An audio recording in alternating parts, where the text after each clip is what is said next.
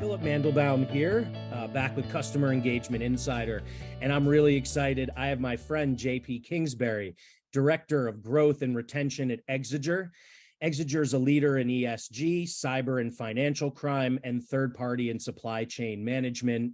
And being responsible for growth and retention at an organization with these responsibilities tells me that my friend here, JP's got a lot of them as well. I know for a fact he's been doing great work for years, and I'm really excited to hear, JP, what you're doing at Exiger now. Thank you so much for joining me. Yeah, great to be speaking with you. I appreciate you taking the time. Yeah, absolutely. So as I alluded to, you've been heading up what I'd consider to be marketing and CX teams for a couple of years now. You've also worked in sales and relationship management. And at CEI, we focus on these intersections. How would you say these different groups within an organization can best work together? And why is this continuity so important, particularly given the customer life cycle? Yeah, absolutely. So really there's an optimal rhythm between sales and relationship management. In my experience, the earlier that relationship management is brought into the sales cycle, so sometimes that's even latter stage of the deal, but certainly by the time a contract is signed, you want to bring in relationship management because then they're able to understand the drivers for the project or the contract that's been signed, understand the key players, really start to get involved and form those relationships that are critical to ongoing success. So effective relationship management really supports and is symbiotic with new logo sales. They drive each other, they feed each other in the optimal working relationship. And in a more B2C environment, do you think it works similarly with a CX team? How quickly or early should a CX agent, a support agent, or a customer experience specialist be involved in the work that is, or maybe the promotion that's being delivered to the public, or post that in the conversations that sales is having early on? Yeah, I think again, the earlier the better. Even latter stage implementation, CX and service can get involved and start to understand, from a software perspective, in this case, what has been done, what's being delivered, what sort of potential issues or conversations need to be had. So the more informed, the more of a 360 view of what delivery that is enabled through all of the hands that touch a customer, the better everyone feels. And the customer understands that there's not just a random assignment, there's somebody or a team assigned who understands what's going on, their needs, their individual use cases. That's a big differentiator. Yes, absolutely. Really well said. But then on the other end of things, the company has to make money, right? Right. And I would think that's kind of more in your immediate thoughts than maybe working exclusively in relationship management now that you're running growth and retention. Of course, I think they're inextricably linked. I can't imagine being an organization that retains clients or customers or grows without having incredible customer experience. However, I'm more curious, just for the time being, at least, for some more details about the specific work. What does growth and retention mean? And I happen to be a little familiar with the industry, I think, just at least in terms of, some of the work that you do. And so I'm curious, in the risk and compliance tech space, what can B2C companies learn from what you guys do? Yeah. So obviously risk and compliance are terms that mean a lot of different things depending upon the context. So with that, risk and compliance really takes you across an organization, across an enterprise, everything from regulatory compliance to legal to financial compliance, third-party supply chain compliance and risk management. All of that gets touched. So a couple points that can be taken from B2C in this regard is understanding the organic nature of an organization. There are lines that get intersected that are really crucial to understand, especially as you're growing and deepening relationships. The other part of this is, and this is particularly germane to risk and compliance, is something called horizon scanning, which is just a way of saying, how do you track risks, changes, opportunities that are not yet realized, but you can get out in front of. So constantly surveying the landscape for something that's coming down the pipeline that can be of value, or in the risk space that may be an issue that you want to bring to your customers' attention beforehand. They may not choose to or have anything to do just yet, but it's on their radar. So this idea of getting out in front of rather than being reactive to is really something that crosses any sort of vertical boundaries or organizational boundaries.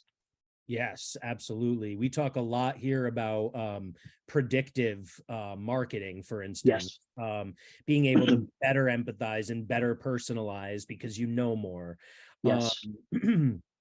So on that note, what do you think Exiger, putting on your marketing hat, what do you think Exiger and other B2B companies can learn from B2C marketers? What is it that your typical consumer-facing organization is doing that makes them so successful, that other organizations, like maybe an SaaS company might be Yep. able to apply?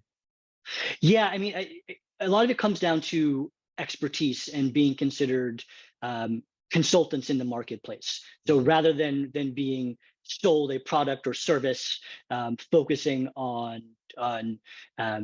features and functions or differentiators, really, what sort of consultative information, what sort of interesting ideas, what sort of thought-provoking notions can be brought that makes that person turn to that organization or to that particular product to resolve a problem they didn't know what they have, or make an efficiency they didn't know they needed to gain, that sort of thing. So really, when you present yourself as a consultant in the marketplace rather than kind of a pure seller, I think you gain an instant amount of credibility and an instant amount of goodwill.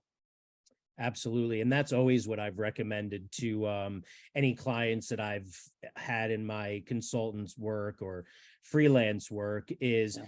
we want your website to be the home base, not for buying your product, but for the home base for this entire idea, this entire mini world in which you exist. Yes. If you're a chef, I want people coming to you to learn about the latest in cooking techniques as well as your latest recipes, and not just to buy your book, Yeah. for instance. All right, so moving on, as director of growth and retention, tell me more about what the actual role entails. What does your Yeah. day-to-day look like? What percentage of your time is or should be spent on strategy versus watching how things play out and making changes? Yeah, so my role is really divided between a kind of few key categories that are all mutually enriching of each other and really required to be successful. So kind of big picture, maybe top down, making sure I'm constantly aware of industry knowledge of my customers' industries as well. So consistently learning about um, my customers' organizational goals, the maybe the kind of macro environment that they're in and how things are going to impact their day-to-day business. So that's kind of broadest top down first step. The next one would be relationship management. So how do I make sure I'm building and fostering lasting and deepening relationships with those customer stakeholders? And that ties to the first by being an expert in their industry, in their organization, being able to help them kind of see trends that them in their day-to-day may not have time to take a look at. And then kind of getting further down the chain, in the example of Exiger, when it comes to supply chain risk management and third-party risk management software, deepening my understanding of our offerings, how things can be configured, or an interesting use case that can be presented to a customer that helps them solve a problem. So making sure I'm constantly refining my knowledge as releases get updated, as new features and functions come online, and less about the features and functions, more about how do I leverage those for my customers' benefit. And then the last one I would say is kind of strategic growth planning. So leveraging all of that to grow those relationships, to grow that business. Is when it comes time to talk about percentages or division of labor, it really can fluctuate based upon the the situations where a customer is in their buying life cycle and their relationship management life cycle. So it's really about kind of keeping pulse and being able to pivot as needed when situation demands. Smart. I mean, I heard a lot of things, catchphrases that are catchphrases and cliches, even for a reason. Being able to pivot is so critical. Yeah. Being customer centric is so critical. And these things totally apply no matter what type of business you have or no matter what type of customer you have, right? You are Absolutely. staying on top of the industry, you're staying on top of what your business is doing, how what you create, deliver, provide is getting even more applicable or more beneficial to each of these customers, and understanding the customers and what they need.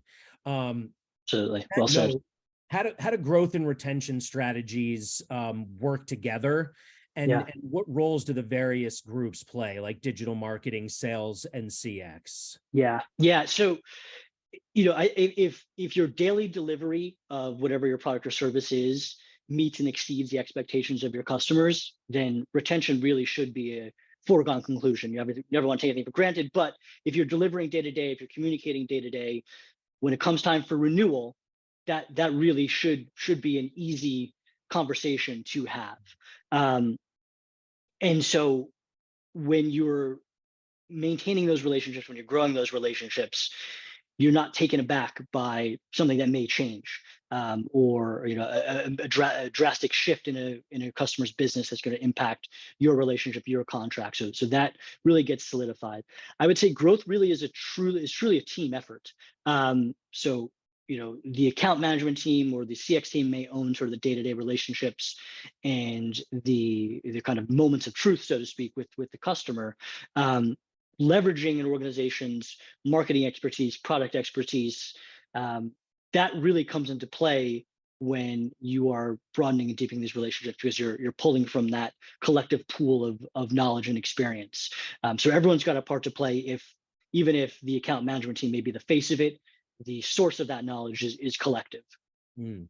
Okay, so clearly collaboration, but it sounds even more so communication, Yeah. making sure that the information is being shared in all directions. Um, Absolutely, and one other thing, Good. it's bi-directional, right? So us on the front lines of those customer experiences can feed back to marketing, feed back to product, those use cases, those that feedback that's going to kind of have that positive feedback loop of constant development.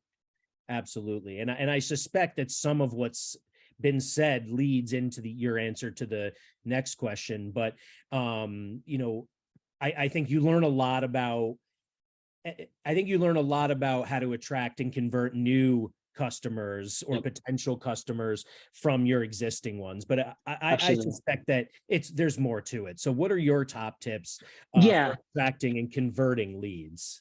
Yeah, absolutely. So again, kind of bringing back that point about presenting yourself and your organization as trusted advisors, problem solvers, market predictors, is really crucial to attracting new leads. I think when you survey any organization that's going out to buy a product or service, when it comes down to it, their experience with the sales team is largely the driver of why they chose to buy or not buy. It doesn't necessarily come down to the bells and whistles of a software, for example. But in the software space, a lot of products share those similarities. So there's table stakes that any software in a particular space is going to have. So that's not necessarily interesting or helpful differentiator for a customer. Where the conversion to a sale actually happens is by challenging your prospects to think differently, to understand the landscape in a different way, to be the bearer of that information, and through that trusted advisor and challenger role, that will lead to, more oftentimes than not, a conversion of the sale. Right.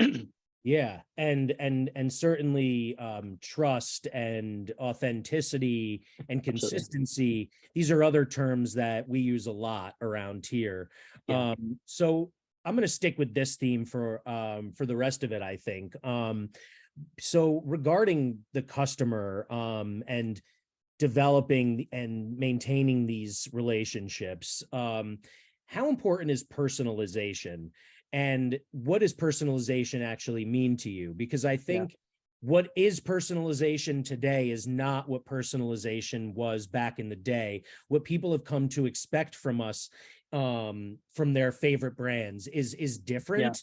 And I also think that there are ways to personalize that are actually that cause more harm than good sometimes. Yeah.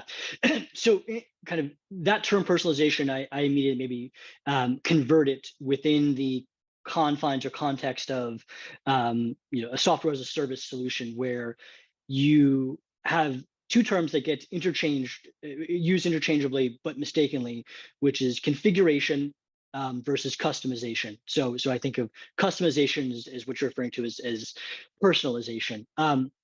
And to your point, that may not be the right move always. You want to have a scalable, repeatable model that has some level of flexibility, right? That takes into account an individual business's needs, its particular use case, that can be flexible.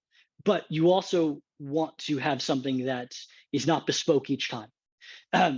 You don't want to push your product team or your implementation team to be doing something different every time. That's not a sustainable model. So when you're talking about personalization, I think that can come down to really refocusing that in terms of maybe configuration. So having some level of flexibility within the confines of an overall structure.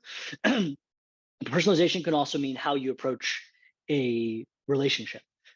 So some relationships are based on more personal exchanges than others. So really assessing who your stakeholders are, understanding what their drivers and motivators are, and personalizing your approach to working with them is really key. At the end of the day, everyone respects keeping your word and delivering on what you promised. That's always going to be a constant, no matter how you personalize your approach to your customer.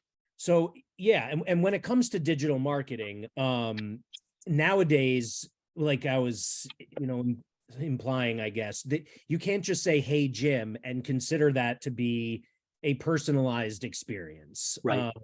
If you don't know anything about them, getting their name right is meaningless. And so, Yeah.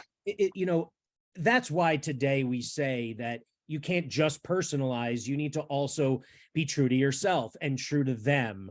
And that's where empathy comes in. Another catchphrase for us. There's a lot of words that you could use, but this is the word that has just kind of taken hold. And we, in our general everyday lives, we know what it means. Some people can feel your pain and others can't. In an environment where you have a position that will either make or break the business, where people are either going to continue to be customers, or like if it's sales, you're either going to be a customer or not. And if it's CX, you're either going to continue to be a customer or not, and maybe buy something else or not. So this is what the customer journey is about. It starts with digital marketing, demonstrating that the brand knows you and trusts you, and you can trust them and they get it, and all that. But then you have to demonstrate that throughout. So describe how you might leverage user personas, pain points, needs and goals, and of the customer, and as well as direct customer feedback to deliver this type of experience. Yeah, absolutely. So, empathy is really about understanding a customer's needs, goals, particular pain points, operations that are critical to them, understanding what's driving kind of the big picture, but also understanding what's driving your particular points of contact. That can even be down to the personal level of they have taken on ownership of a particular project that your software is a part of, and the success or failure of it means the successful failure of their role. So understanding that as a driver for the ways in which they're approaching your relationship really helps you drive a positive outcome for that relationship. So demonstrating that empathy plus expertise is what really solidifies the relationship. I can understand somebody all day long, but still have to be able to deliver for them. Um, of equal importance, I would say, is challenging your customers to think differently, to question their assumptions, to not necessarily stick with the status quo because maybe it's the least it's the path of least resistance. Um, that is a level of empathy, saying I understand that right now change management is difficult, but if you don't make this change now, if you don't start to pivot towards this goal, there'll be more pain down the line. So all of those things I think are elements of empathy when it comes to relationship management. Yeah. And I love that. And I haven't heard anyone on the B2C side say it. So as someone who's kind of crossed B2C and B2B, do you think that translates? How can we in a B2C environment say, maybe customer, you're not right this time in a Yeah. way, in a different way, in a non-offensive way, in a way where Yeah. that is immediately followed up by a good reason? Yeah. Yeah. I mean, I think people in life, um, in a polite and a helpful manner, often have their challenges, their assumptions challenged, and that could be a driver for growth. Nobody likes to be told you're just plain wrong, but have you considered, Mhm. have you surveyed the landscape in this way? Do you really need this? Would this be a better alternative? Presenting it in a way that's a dialogue, that's helpful, that is non-antagonistic. People, I think, are more receptive and open to that when you come in that frame of, hey, we're talking through this because there's a better way. Right. We're talking through this dialogue. Yes. Yeah, Yes. I Great. Great. like Yeah. that. Yeah. Yep. Okay. Now let's talk about consistency. I would say if you're a salesperson, you should be relatively consistent in your communications with an individual, but you don't Right. have to be consistent across your and probably shouldn't be consistent across your conversations because every conversation is different. Right. However, a brand needs to come off as consistent. The customer experience as a whole should feel consistent. The messaging they receive from point A to point Z needs Yep. to be consistent, or that Absolutely. trust and that reputational power, none of that will be there. So how do you ensure consistent messaging throughout the customer life cycle? Whether you're in a position where you are now focused on growth and retention, or more generally running a marketing team, Mhm. or maybe as the CMO or CEO, even, what do you Right. recommend in setting up standards that aren't so rigid that creativity is destroyed, but Yep. that also ensure mistakes aren't made? Yeah. I think that comes when you set an intention or have a driving mission at the kind of top level of an organization. For Exiger, it's making the world a safer and more transparent and prosperous place to do business. So that's sort of the driving factor for everything we do. Within that, those individual interactions with your customers, with your stakeholders, that's going to come down to a level of specificity to that relationship. But overall, the consistent theme is here's what we're doing. Here's why you are working with us, because we are the best at it. We are the most efficient way of getting your goals accomplished. Driving home that consistent message is going to be reflected in your delivery, in the day-to-day execution of what you say you will do. Um, so consistency is both in word, but probably more importantly in action. Mm, And those two go hand in hand. certainly. And then we have this unfortunate reality that no matter what you say, no matter how great the product, 96% of consumers will leave a brand after one bad customer experience. Yeah. These are my favorite stats because they just blow my mind. Yeah. 92% will also call you out for it on social media. How do you avoid this? And if it happens, when it happens, how do you respond? Yeah, I think early and often communication is probably the best way to inoculate yourself somewhat against that negative feedback. If I think a lot of that is driven by feeling not heard, not seen, or not cared about. So if you're trying to communicate often, upfront, and regularly, that at least kind of puts a damper on that perception. Um, Establishing a regular communication cadence with your customers, so that so issues don't fester, they don't sit too long. And even if you don't have a substantive update, just saying, hey, still working on this, I'm well aware of what's going on. That sort of level of communication helps to put a bit of a buffer against those perceptions. Proper governance is another area where I'd say is critical. So ensuring that customers know what the chain of review is. So if it's not you, what does your management look like? And on a high, the most engaged and helpful leaders in an organization are not adverse to getting on a call with a critical customer and listening to them.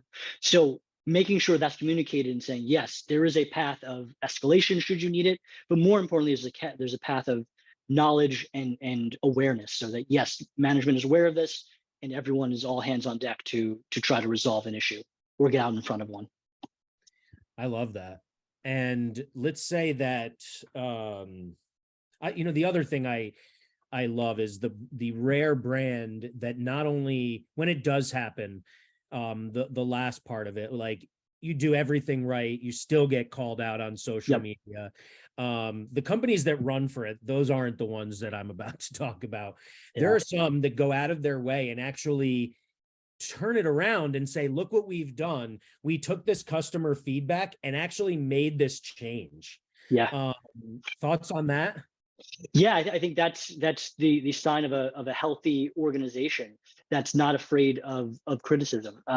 Just like individuals, organizations grow through challenge and through. Sorry, you have to edit out this cat. Yeah, they come in my screen all the time. Yeah, exactly.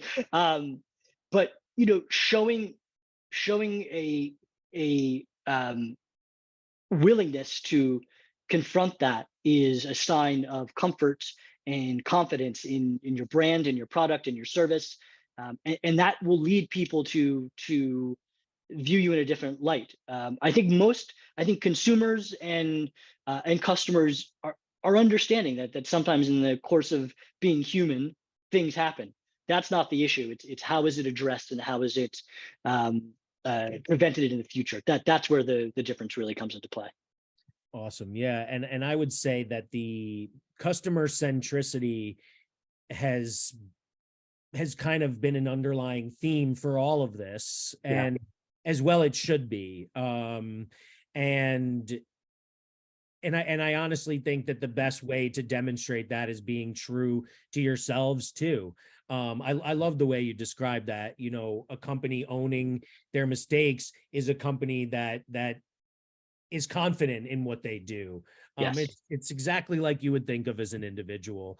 So customer centricity is the future. Absolutely. The other thing that is the future is more and more technology. There's now a whole world within the world that is this metaverse, with companies spending millions to market in the metaverse, and influencers spending millions on digital real estate to put a digital home.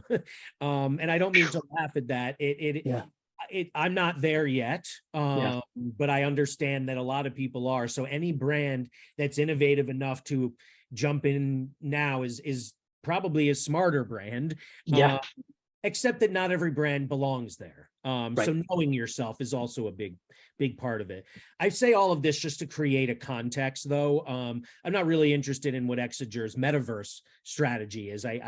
You're one of the organizations that probably won't need to be there for quite a while. I'm more curious, though, about your and your organization's other thoughts about the future. More customer centricity, more consumer expectations of us, rightfully so. And that's where the customer centricity needs to come in. More technology to enable a lot of these things. But as we see, AI is fallible, and can actually cause more harm than good sometimes. So when it comes to customer experience, when it comes to digital marketing, which to me are the ways that you grow and retain, which is the nature of your work. How do we keep up? How does Exiger keep up? How does another B2C or B2B brand what do you recommend their strategy be going forward to stay ahead of, or at least stay on par with everything that's changing? I think you hinted at something that's really powerful, which is technology, for all of its advancements and will continue to advance, needs to be an enabler. It needs to be a way in which those human interactions become easier to facilitate, um, easier to solidify, and really drives home the point that at the end of the day, all businesses are relationship businesses, in my view. And understanding that is where success happens. I think at the end of the day, a customer, whether it's B2B or B2C, still would prefer to talk to somebody than deal with a automated line or a chat bot or anything like that. Those can be good first steps, but they don't replace the need to actually have a conversation, have a relationship, manage expectations in a way that only a face-to-face interaction can facilitate. So I think organizations are going to continue to look for ways that technology can help ease the time and intensity of their work to make themselves more efficient, more scalable, more action-oriented and repeatable.